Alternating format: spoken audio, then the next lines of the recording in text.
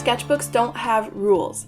There's nothing that you should be doing in your sketchbook. There's nothing you shouldn't be doing. It's your space to do whatever you want, and you can draw anything. And sketchbooks are so useful for experimenting and just like making a mess of pages because no one has to see your sketchbook. And sketchbooks don't have to be pretty or organized, or there doesn't have to be a masterpiece on every single page. I actually prefer having a messy sketchbook. Some pages will be nicer than others. Some pages will have finished drawings. Some pages will have half-finished scribbles that I just sat down and just doodled for 10 minutes and closed it. There's so many different kinds of things in my sketchbook, and there doesn't have to be a flow between the pages. It doesn't have to be a finished masterpiece on every single page. It can be if you want. Like, sketchbooks are to be whatever you want it to be. It doesn't have to be anything. And I always skip the first page because I just don't like drawing on the first page. I always think I'll do something on the first page later. And the first page isn't as important as you think it is because it is the first thing that the person sees, but they'll probably have forgotten about it by the time they get to the end of your sketchbook, so don't worry so much about the first page. So this video is going to be talking about ways you can fill a sketchbook, like specific things you can do in your sketchbook. So exercises or just like activities or just things to give you an idea of what to do, because I've been going through an art block recently, and it's strange to say out loud because I didn't feel like an art block, but the more I think about it, like I can draw things, but I don't have any ideas, so maybe making this video will help me too. So my first tip would be to mindlessly doodle, and I find this so helpful. I do this a lot, probably too much, in my sketchbook. I'll just pick it up and start doodling some random things from my comfort zone, which is like little girls, cartoon characters. Headshots I doodle a lot because I think I need to work on them, and I need to work on my expressions because I've never really I haven't dived into that before. So mindlessly doodling can really help. Basically all you need is just open your page and just start drawing whatever comes to mind and don't think too much about it. Not necessarily scribbles, but they can be if you want. But I would actually like just draw whatever comes naturally and just draw weird things and just scribble and just make a mess. That would be my first thing, and I do that a lot, and sometimes I come up with really good ideas from doing this, so it's very helpful. My second tip is to play with color. So just try layering different colors on top of each other. Try drawing a landscape but painting the sky green instead of blue, and just try to make it all work, and look up random color palettes online and try to make pictures out of those color palettes. Just play with color and stretch it to the limit that you've never taken color before. I've been starting to try to do this in my sketchbook, and it's really fun, and I think it's a good way to kind of break out of the colors that you normally use. So just try color combinations that you never thought of using before. My next tip would be to attack your weakness, and I think your sketchbook is a great place to attack your weakness. And when I say weakness, I mean anything that you struggle with. So let's say you're really bad at drawing hands.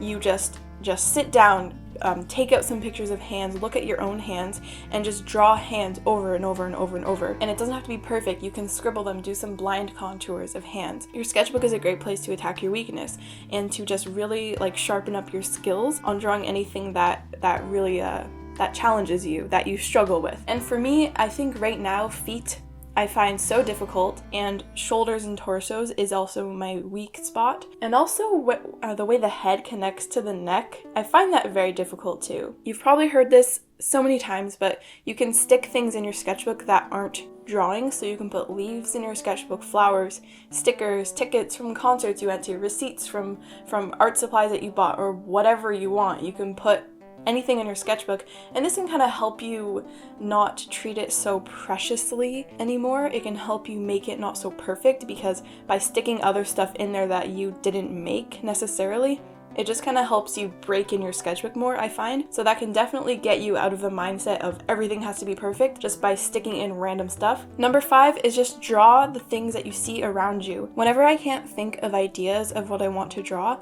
I'll just try to draw the things that I see around me. So my hand, I'll just look at my right hand and draw it, or I'll draw like a cup in front of me, or the plants on the windowsill, or the houses outside. By drawing things from life, you're learning what things look like, and then you're learning how to draw them.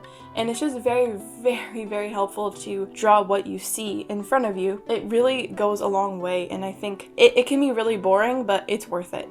The next one is it's kind of a way to help you explore shapes more. So I would just take a pen. Like, have you heard of the scribble challenge, where you make a scribble and you turn it into a piece of art? That's kind of what I'm talking about. Just draw a random form and try to make something out of it. I find this this will help you kind of learn to use shapes more in your art, which is something that I hope to learn more, which is really helpful in drawing cartoony stuff or drawing creatures. I find it hard to think of shapes for their bodies. So by drawing random forms and making it into some kind of art or some kind of character, maybe that can help you work with shapes better. I don't know, just something to try. Another thing you can do in your sketchbook is design characters, and this can take up a lot of space because you are going to be redrawing them over and over and over, tweaking little things about their face, tweaking the colors, their body type, their outfit, their clothes, their friends, the world they live in. Design some characters, which helps with your creativity. And right now I just can't design anything. Like I said, I'm kind of in an art block, but I'm going to try because designing characters can be really exciting, and it can take up a lot of pages in your sketchbook because you kind of get carried away and you start drawing them over and over and over, and you get invested in their design and you just want to make it perfect. And it can be so much fun to design characters, so much fun. And I think it's a good way to fill up your sketchbook, and it's a good way to work on your creativity. The next one is to work on your style. And I know you can't really force your style to be a certain thing because every person draws differently. It just kind of comes naturally. But you can say, okay, I want to work on drawing cartoon stuff. I want to work on drawing anime. I want to work on drawing simple graphic stuff. There's different style umbrellas, and different styles kind of fall underneath that, and you can't really classify them because every artist has their own way of drawing. But by consciously kind of working at your style and just noticing things and trying to replicate things in your style, trying to become more consistent with certain ways that you draw things, I think is a good way to fill your sketchbook because you're going to be drawing things over and over and over, and that can just fill up pages. So working on your style is a good way to fill your sketchbook, and it actually can be a lot of fun, but it can be so frustrating. The next one is to do a challenge, and the one I'm doing right now is Inktober. There's Mermaid, there's Drawloween, is that how you say it? Like Halloween, drawing every day in the month of October. I think that's what that is. There's other ones, or you can set your own challenge. Say, okay, this week I'm going to make a drawing every day,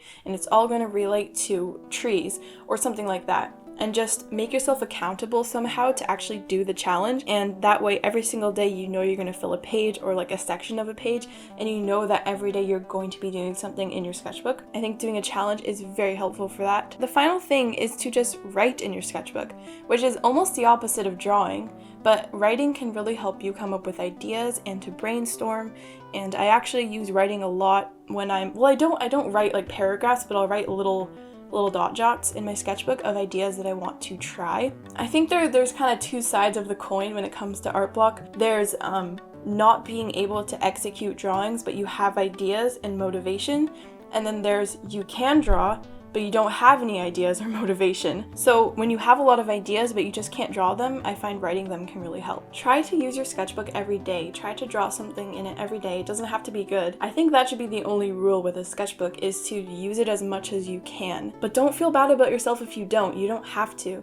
If you just are really not in the mood to draw, don't make yourself feel bad about it. So I really hope you found this video helpful. If you have any tips for other people in their sketchbook, things they can do to kind of fill the pages and not worry so much about everything being perfect, please leave a comment about that because I know people will find it helpful. Let me know how your sketchbook is going. Let me know the struggles you have with your sketchbook and how you overcome them. I really hope you got something from this, and I will see you in my next video.